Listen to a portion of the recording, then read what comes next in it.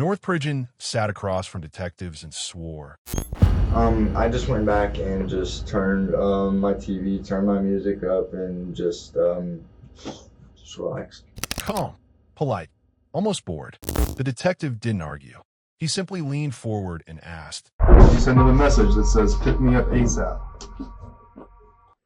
And he sends back, where are you at? You said, you're at Sutton Lakes. And he asks, are you in danger? You said, yes. That single line cracked the entire performance. According to reality monitoring theory, real memories carry detail. Fabricated ones collapse the moment they're challenged with evidence the liar didn't anticipate.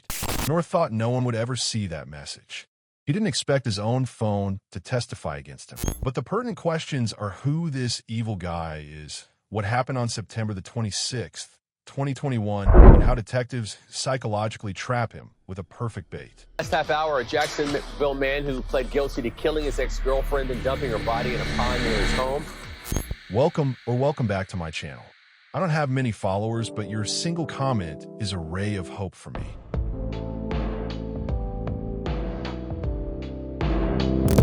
On the warm afternoon of September 26th, 2021, 22-year-old Teresa Gorchika spent several hours at North Pridgen's home in Jacksonville, Florida.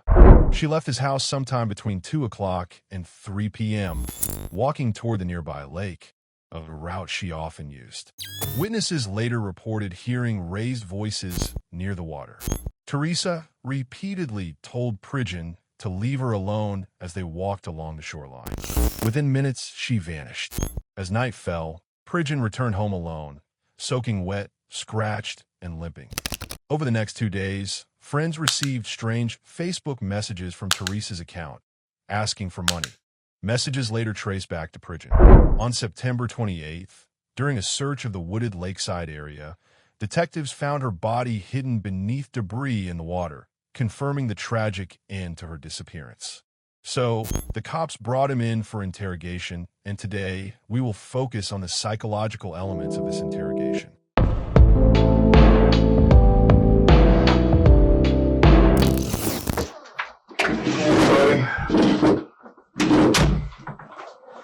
Hey man, I'm Detective Lee. This is my partner, Detective Barnhart. Your name is it North? North Samuel Cole. North Samuel Cole. What do you go by? North. Okay. What's your date of birth? September 24th, 1993. September 24th? Yes, sir. 93. No, you just had a birthday, huh? Yeah. Okay. At your parents' house? Yes, sir. Okay. Now, North, it's my understanding is you came down here on your own free will to help us Of course. find Teresa, right? Right. Now, what's your relationship to her? Boyfriend slash close friend slash just, just family kind of. All right, Cole, can you, North, can you read and write? Yes, very well. All right, what's the highest level of education you had? High school diploma. High school? Where'd you go to high school? Sandalwood. Sandalwood. And are you currently under the influence of any drugs or alcohol? Just marijuana, but it's pretty much faded away by now. When was the last time you smoked some weed? 4 hours ago, roughly. But no alcohol? No, sir. All right, cool. Do me a favor and read this. Hold on. Read this top line out loud for me that starts with you and ends in Constitution. Read it out loud for me. Okay. You have the following rights under the United States Constitution. You do not. What I'm going to do is I'm going to read you the rest of your rights, okay? And it doesn't say that you're in trouble. Like No, I know I'm just trying to make this an official statement. The detectives begin the interrogation with warmth. Handshakes, first names, casual conversational tone. This is not kindness, it's strategy. By making North feel like he came on his own free will, they reduce psychological reactance and increase compliance using the foot-in-the-door theory, which shows people are more likely to agree to major disclosures after agreeing to small, harmless questions. Because North believes he's just helping them find Teresa, he answers openly, not realizing he's walking deeper into a trap. Proving that you didn't force me to say Exactly. that. All right.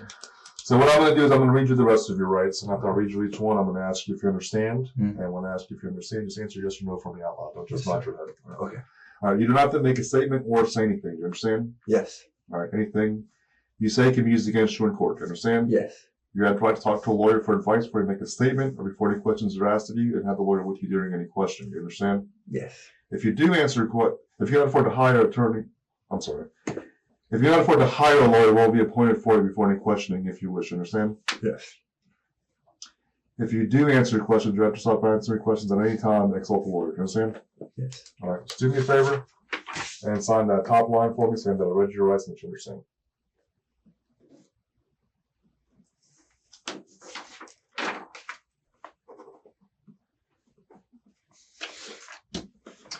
All right. So you said you and Teresa are boyfriend, girlfriend?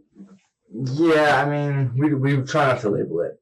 Try not to label. How long have y'all been in this relationship? About 2 months now. About 2 months? Mm-hmm. I've known her for quite a while, though. How long have you known her? Since 2009. Since 2009? Yes, sir. How'd y'all meet? Well, we got to really know each other through a mutual friend about 1.5 to 2 years ago. How'd you meet her in 2009, though? Y'all just go to school together? Or? No, I had a friend that knew her, so I knew of her at 2009, so I didn't really like her. But you said about 1 year ago is when somebody kind of introduced y'all. Right. Okay. And who was that introduced y'all? Roger. Roger? Mm-hmm. And then you guys just kind of remained friends, and then Yeah, like good chemistry, you know. And then so it's about, you said 2 months ago is when y'all started, I guess, dating, if quote unquote, if you will. Yeah. So when was the last time you spoke to her? I want to say between 1 and 2 o'clock, roughly, in the afternoon today. Roughly. On Sunday? Okay. When detectives first ask basic questions about timelines and movements, they purposely hold back the fact that Mixon has already accused North of murder. They wait until North confidently commits to the lie, "I never left the house," and only then reveal the contradiction. This shock, known in expectancy violation theory, causes the liar to mentally freeze because the challenge comes from an angle he didn't anticipate. North's sudden panic, confusion, and defensive backtracking show the psychological hit landed exactly where intended. And then she gets to your house between like 1 and 1:30? No, she came over way earlier. Oh, okay. Yeah. Came over around like 10, 9:30.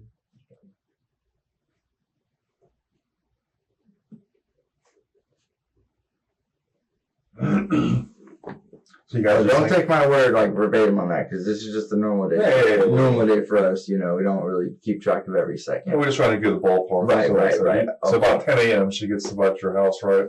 You guys are just hanging out? Yeah. Do you need me to go into details? Yeah, absolutely.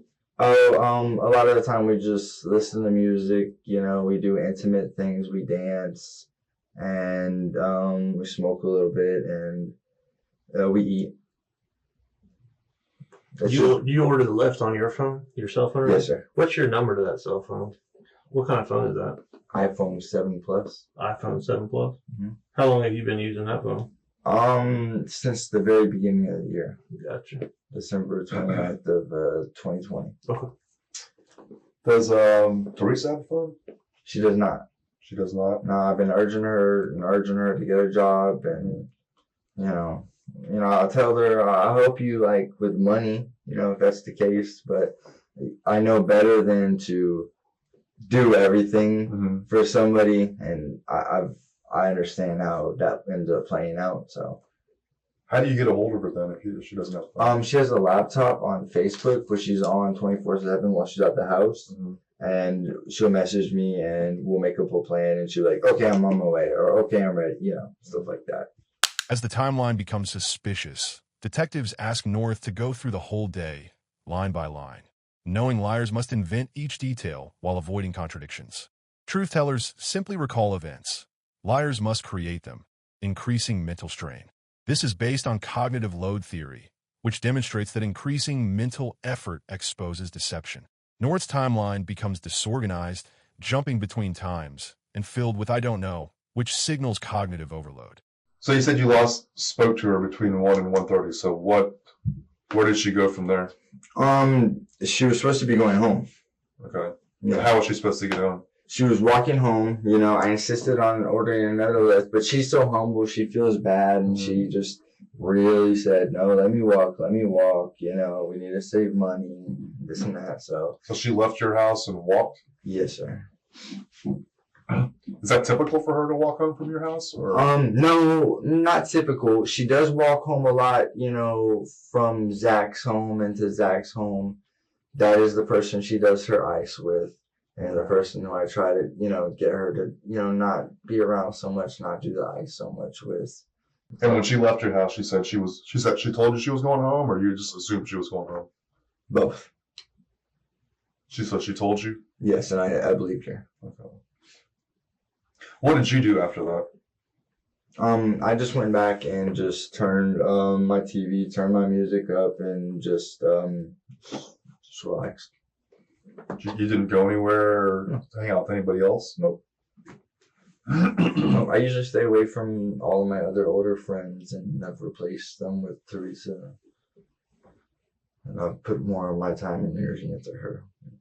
Try to see that flower blossom because I know it's blossoming. So You care for her a lot? a lot. Otherwise, I would not be here unless I actually had to, you know. Also, how can you help us find her? Okay, so you have Zach's information, his address. A good idea would be to start by asking him. There's I know she got hard, which is crack, I believe, right? From a guy named Hassan Ware. And I think she makes her do, you know, sexual things to get it. And I don't know if anything occurred between the two of them and escalated from there. Again, I'm just speculating and throwing things out there. I'm not accusing or, you know. Did it upset you that you knew she was doing Absolutely. sexual things with that? Absolutely. Thought it out. You weren't good with that? No, but, you know, the thing is, what she taught me is to accept and love no matter what, you know, and to not hold any types of resentment or whatever. And the thing is, I've had a history of addiction issues, so I understand it. So Detectives subtly highlight Teresa's involvement with Zach, sexual relationships, drug exchanges, and other guys. They observe North's emotional reaction each time her relationships are mentioned, using the effective circumplex model to measure his emotional state. His discomfort, over-explaining, and moral judgments reveal jealousy and resentment, potential motives for violence. By probing these sensitive emotional triggers, detectives test whether an emotional motive will slip out. Is it common for her to go like long periods of time without getting in contact with you? long periods of times, meaning 2 days, yes. 4, no. So 2 days is normal for her, like, 1 or 2, yeah. So we ghosting you for a 3 little or bit. 4, and I'd feel some type of way. Has that happened though? Like if y'all got to a bad argument or something?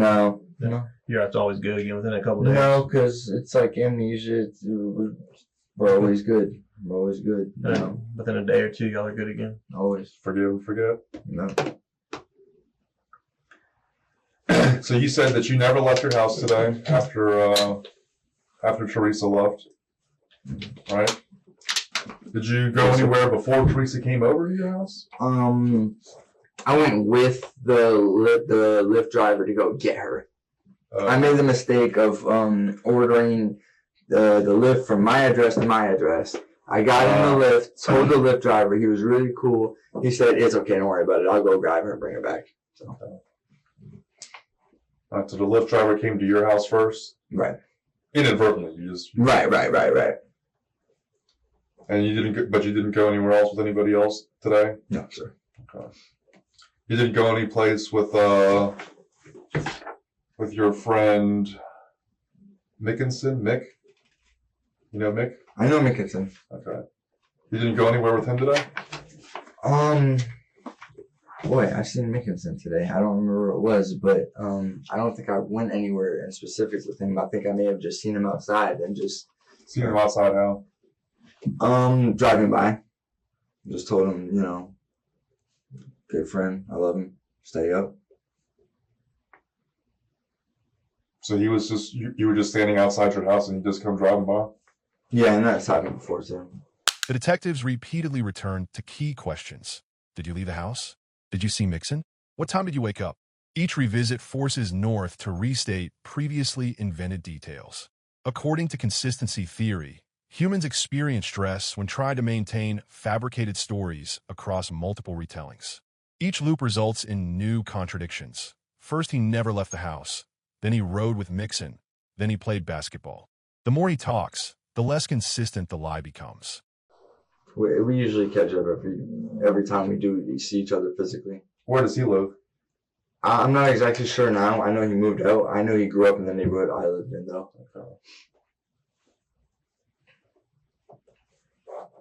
You remember about what time that was when you saw him? No, I would say later on in the afternoon. Before or after Teresa left? After, After Teresa left. I would have to say.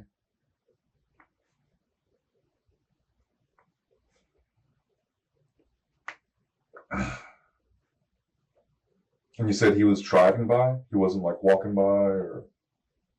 No, he was driving. I'm Was pretty sure driving. he was driving. Yeah. Who saw who first? Did you see him or did he? He usually always sees me first. Okay. Yeah. And did he just pull up to your house? Yeah, yeah. It's usually how it works with him. Yeah. He just pulled up. Mhm. But you didn't go. You didn't get in his car. I think I got in his car and we rode around just for a second and, you know, just to talk, to chat, to make sure we were both doing okay. And then he let me out and I went, you know, walked right back inside. Did y'all do anything while you were driving around? Just talk.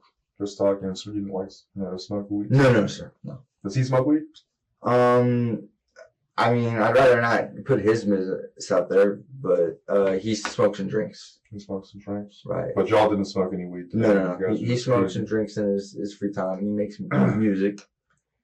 Would there be any reason why Mickinson would say that you did something to harm Teresa?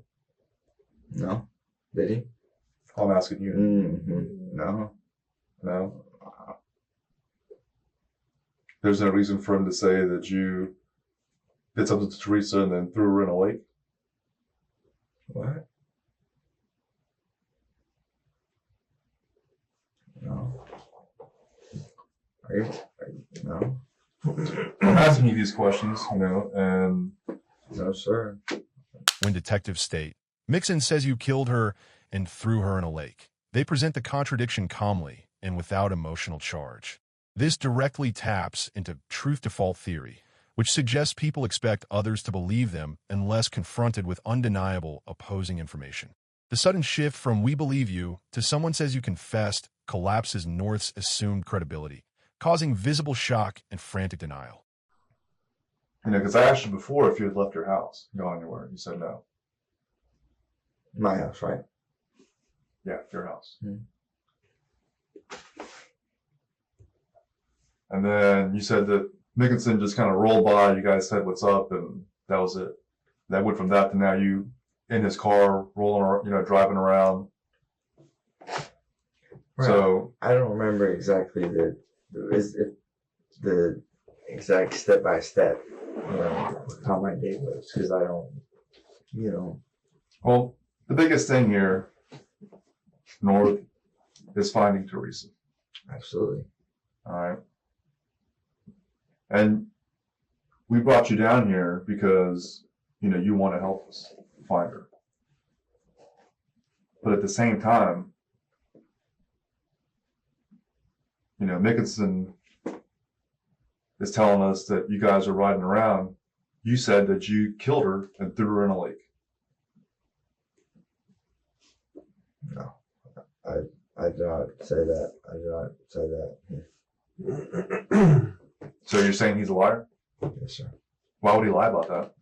I have no clue. I mean, could you have just said that to him in jest? No.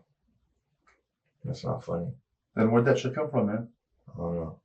I'm really kind of pissed off right now. What, are you pissed off at him? Yes, sir.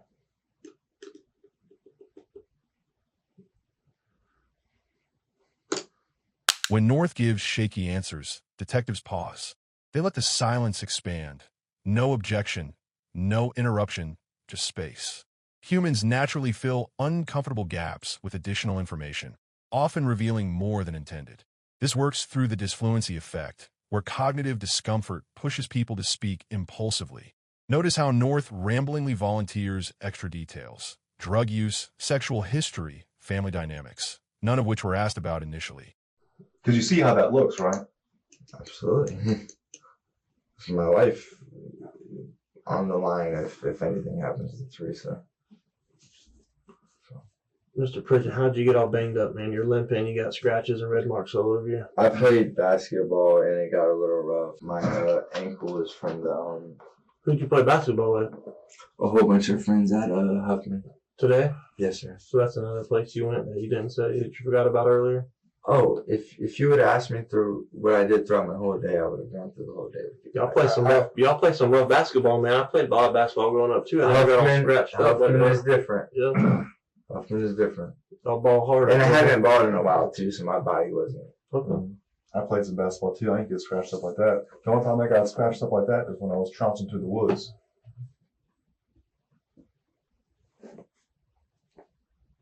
I get what you're implying, but Well, do you get why we're implying it? We didn't make it up, right? You know, somebody's saying this. Now, obviously, somebody's very concerned about this young lady, as we are. yeah. Right? So if something happened to her, be it by you or someone else, most important thing we can do now is focus on working together and trying to find her, right? So Absolutely. And I'm here to do whatever I can to help. All right, so where is she? I do not know, sir.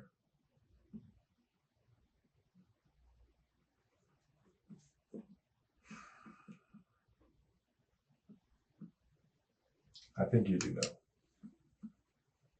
Okay. And I'm willing to do whatever I can to help you, but I can't just make up a lie and tell you that I know where she's at when she doesn't. Well, what's Mickinson's background then? I mean, is there some reason why he would say this?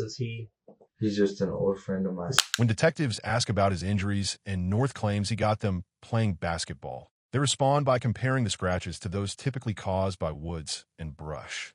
This tactic leverages source monitoring theory, which focuses on evaluating whether a person's explanation fits the physical source of evidence. The mismatch between his injuries and his story forces North to confront the implausibility of his own narrative. I haven't really associated with Mickelson in the past year or so. Yeah, but he's just happened to be driving by today and y'all got in the car and we're chilling together, listening to music and talking. So, I mean, what were y'all talking about? Nothing, just life like we always do. He usually tells me about where he's at in life. I usually tell him about where I'm at in life, you know, just stuff like that. So where are you at in life? It's been an up and down roller coaster for me. I was a medical assistant for the first 6 months of the week. Quit that, started working at the Dollar Tree, applied at Best Bet, and now I'm waiting for that to go through.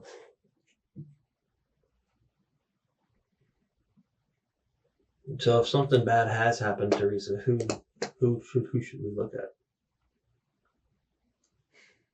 If something is bad happened to her, I would keep it wide open because she knows so many people and talks to so many people that it's. What time did you go over to Huffman to play basketball? 7 roughly. 7 p.m.? Yep, 6:30 to 7 roughly.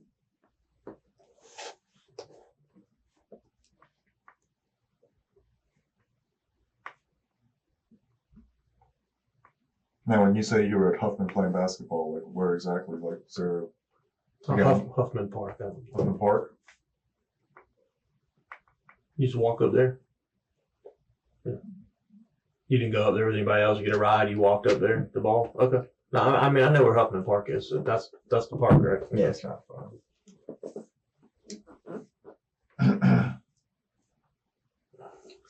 Or why did you mention like Zach so specifically earlier? Because you said Teresa. Because aside from me, Right. Zach is one of her really close friends. Yeah, but well, you said she has been to hook up with lots of guys. I was just kind of wondering why you mentioned Because stuff, honestly, like if there were a guy 1 and 2, it would be us. Okay. That's why.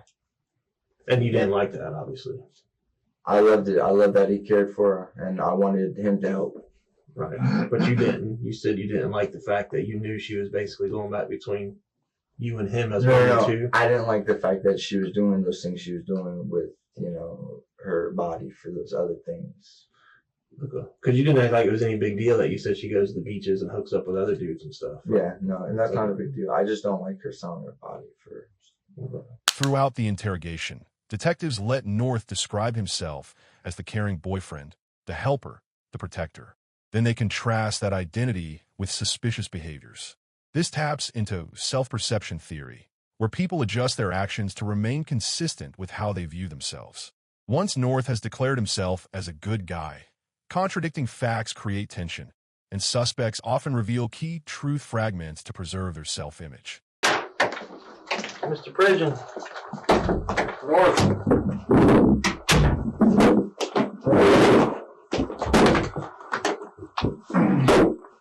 All right, man, we're going to get you out of here and get your phone back to you and all that stuff, all right? But before we do that, all right, we had some inconsistencies earlier, so I'm going to give you this opportunity to kind of take us back through Sunday, September 26th, all right? Just kind of take us through the day's events. Don't leave nothing out, all right? And just go line by line, incident by incident, all right? Because you kind of left some stuff out before, so let's just clear all that stuff up, okay? You want me to recap the entire day? So Yeah, man. Let's start from when you woke up Sunday, whenever you woke up, get your day started. Go from there.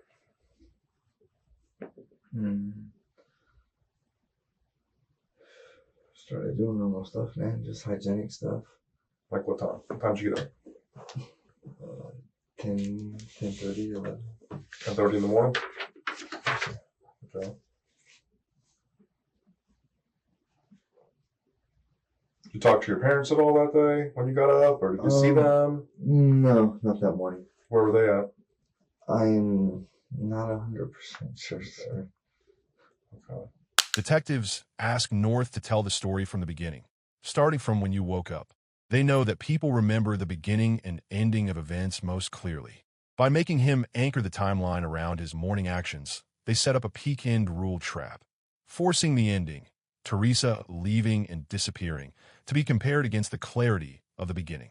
Any gaps or hesitations in the ending now appear far more suspicious. And how did you get to Kaz's house? My sister brought me. Your sister took you there? You didn't ask Mickinson to stay with him? I did, and he respectfully said he couldn't. Okay. Yeah. He respectfully said he couldn't. Yeah, and I understood that for sure. Okay. Well, here's the thing. We talked to your parents. We talked to Teresa's parents and her family. That's obviously they're very concerned right now. And you being the last person to see her. All right. Yeah. You kind of play a key role in this right now. No, I understand. And that's why Now, what makes it difficult though, North, is that your buddy Mickinson, he calls us. He actually comes down here to the police station to tell us that while you guys are riding around, you tell him that you killed Teresa. I don't know where he got that from or why he said that. I mean, I spoke to Mickinson myself, and he's not the type of person that's going to make some shit up. No, and I've known Mickinson for a while too, but that's definitely not what. I don't know. Maybe he took something out of context, or maybe He said you told her that you strangled her and drowned her. No, sir. So that's not taken. You can't really take that out of context. No, sir. That's honestly, and that's not even fair for me to hear. Because that's not right. That's not. I would never do that. And that's. North, let me ask you this then. What if we find Teresa and she's in the water and been strangled? Then what? I'd be devastated. When detectives say North's friend is concerned and said you confessed, they apply social proof theory. Humans fear being socially isolated, blamed, or outnumbered. Learning that a friend already spoke shifts North's perception. He's no longer one voice against the police. He's the only voice contradicting everyone else, which increases the pressure to align with the group's narrative or at least explain the discrepancy. I think you'd be more than devastated at that point. After somebody said that, that's exactly what you said you did to her. I mean, did y'all get into a fight? Yeah, was it there's an accident, man? Crazy shit happens sometimes, man. Emotion, love. I mean, do you care about her at all? I do, sir. Yes, absolutely. I love her. Do you love her? Love her to death. You love her to But death? you guys are scaring me now. Well, We're trying to figure out what there's a happened. young to her, lady man. that's missing and no one knows where she is. Okay. And then there's another guy saying that you claimed to be responsible for that. So obviously, Yeah, your friend that you were riding around in the car with said that you told him you strangled and killed her. I wouldn't do that. She knows I wouldn't do that. Then where is she? I'm not sure. But when she pops up, I'll be very relieved. Is she gonna pop up? Knowing her, yeah. So where'd that story come from then? Why would you tell I Dickinson that? have no clue why he said that. No clue. Well, he's wondering why you said that. I'll talk to him and I'll straighten it out with him, but I do not know why he would come up with something like that. North, in the first time we talked, you left out the fact that you rode with a Lyft driver to the house to get Teresa. You left out the fact that you got in a car and drove around with Mickinson. And you left out the fact that you were over at a park bowling. You said you stayed at home all day. All right. All right. Well, I'm sorry about that. I wasn't sure about how important each detail was. Well, we're talking less than 24 hours, Mm-hmm. that this stuff had happened. Okay. I can tell you I did Sunday. Well, here's the thing. I didn't know something so severe was like occurring. So, Right. The first time we talked to you, that had only been like 12 hours since all that happened. It wasn't like it had been a long time ago. So, Yeah, you said you got those scratches and shit on your arms and legs from playing basketball? Basketball? yeah. No, we played rough out there. I fell a few times. Yeah.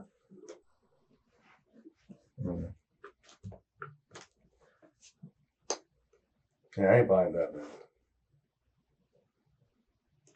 Oh. I mean, did you, like I said, to me, those scratches on you, I'm looking at them right now, man, that's not from playing ball. That shit's from going through the woods. Did you take a shortcut through the woods or anything to get to the park? No, sir. No, sir. I'm sorry if you don't believe me, but no, sir. Yeah, I would like to go now. Well, stand by. Like I said, we got to wait on your phone, and we're getting somebody to come and photograph your injuries from playing ball. All right. North blames his inconsistencies on stress, sleep deprivation, and not thinking the day would be important. The detectives quietly challenge that by pointing out the short time span, only hours between the events and the interview, and the fact he remembers some things in sharp detail, like brand names of shoes, friends, and addresses, while forgetting crucial moments like texting for help or arranging rides. This reflects attribution theory. They're pushing him to explain why such specific gaps exist. Either he has a very strange memory problem, or he's deliberately leaving out incriminating behavior. But in the meantime, you think about her and where she's at. Yes, sir. Yes, sir.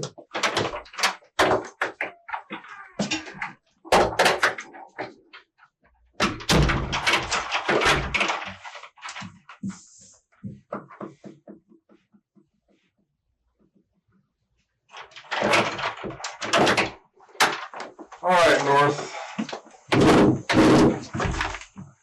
You got your phone. All right. Now, I know you said you wanted to go, but there's a couple of things in your phone that I kind of want to clarify. If you're okay with going over that and clarifying that with us. Everything we can. Okay. So.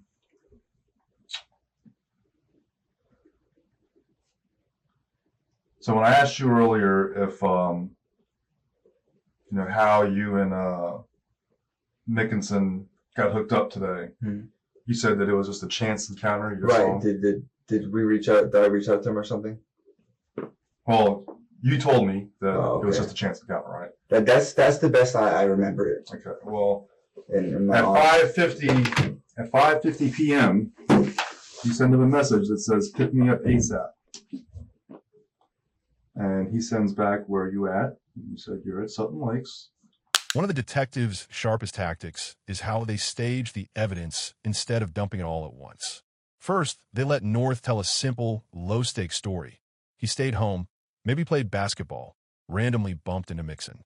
Later, they calmly reveal 2 bombs. Mixon says North confessed to strangling and drowning Teresa, and North's own phone shows a desperate message. "Pick me up ASAP. Are you in danger?" Yes. This is a textbook application of the strategic use of evidence, SUE model. Let the suspect commit to a version, then reveal contradictory evidence at carefully chosen moments. It maximizes the psychological impact and exposes lies without the detectives ever needing to shout. And he asks, "Are you in danger?" And you said, "Yes." Okay. I just wanted his attention. I just wanted to talk to him. Okay. You just wanted to talk to him? Yeah. North, it's 18 hours ago, man. You don't remember, like, that mean that's it? You just wanted to get his attention? Why didn't you tell us that the first time? Like, you would have remembered that. No, I honestly didn't. I honestly didn't remember reaching out to him in that manner. From 18 hours ago, you don't remember texting somebody saying, help, like, basically, I'm in danger? No, I'm sorry. I do not.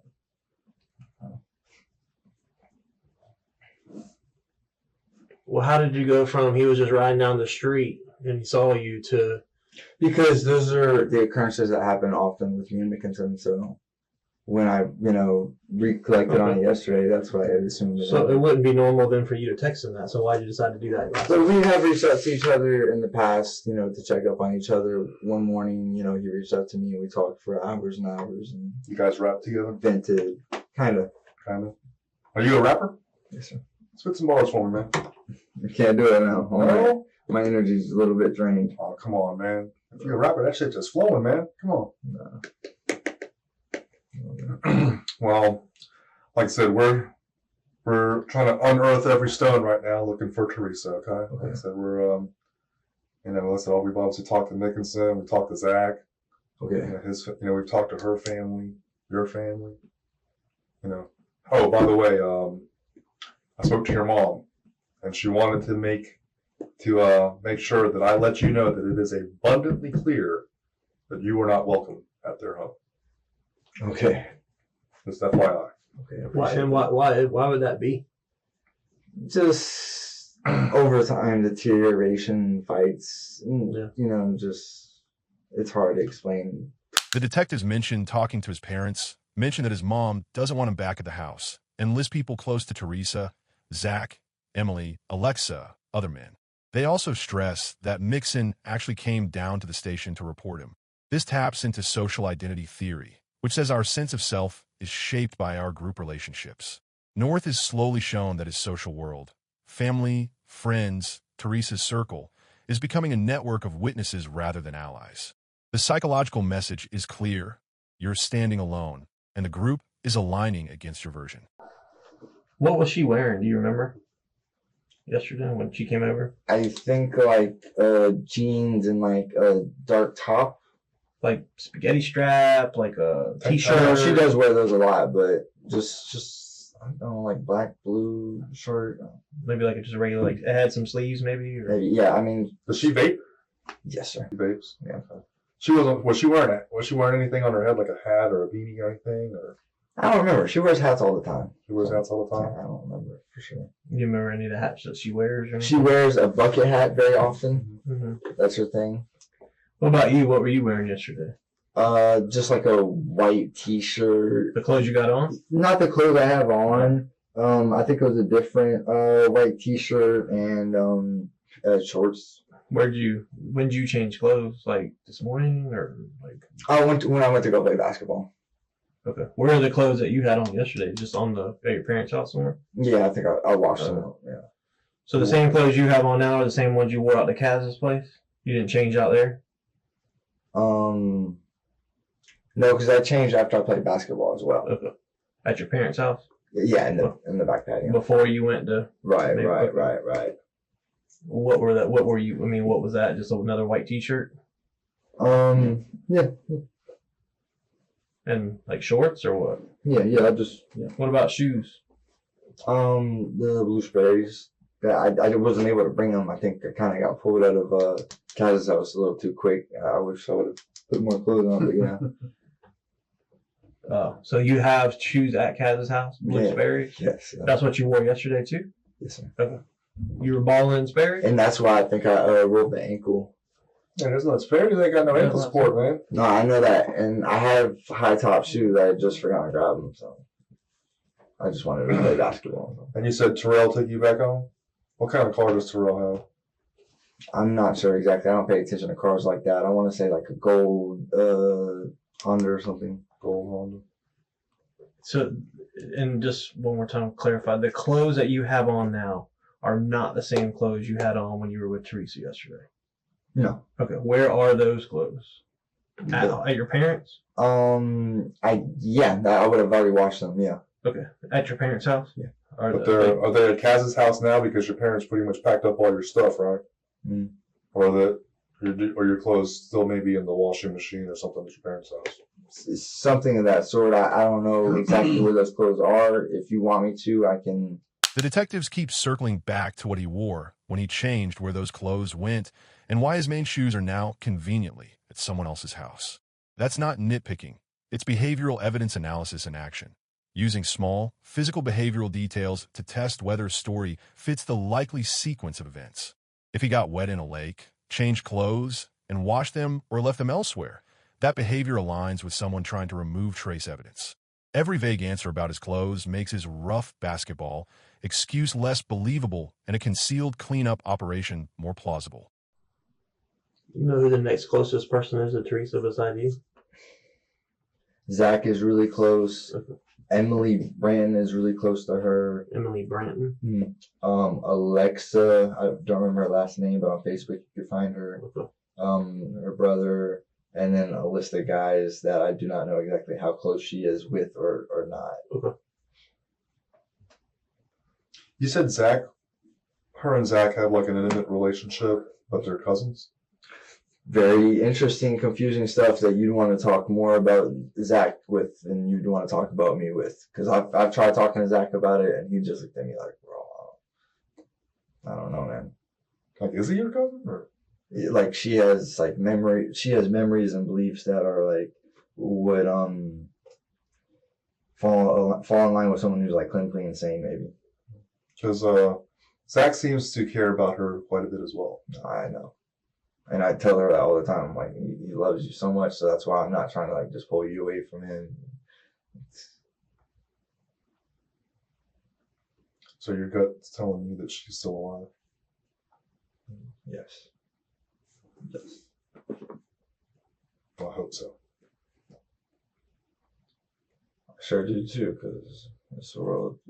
Well, you said y'all never really go more than a day or two without talking, so I guess we'll find we're out. coming up on a day soon, so just let us know if she reaches out. No, I definitely will. Does she like get angry when she gets upset, like violent? Like she been physical with you before? Not really. No. Y'all never had any like actual physical? She get violent as far as like breaking things or hurt herself? She cut herself, I think 5 or 6, 7 days ago because she was upset at her father. Did she ever, because she didn't have a phone, did she ever use your phone and log into her Facebook account from your phone? Yeah. She did? So you know her Facebook login and all that stuff? Or is it No, just I don't know. No.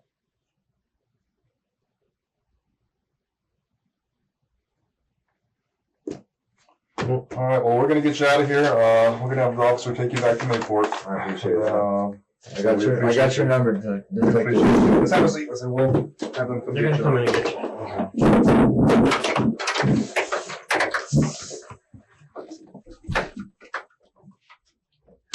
When North finally says he's done and wants to leave, the detectives don't slam the door. They ease back in with just a couple more things. We'll get you out of here. We're trying to help find her. They've spent the entire interview listening, joking about rap, acknowledging his feelings, and giving him space to speak. That social investment builds the norm of reciprocity, a subtle pressure to keep cooperating because they've been reasonable with him. Even exhausted, he continues answering, signing DNA consent and clarifying details, offering more rope for the detectives to tighten around him.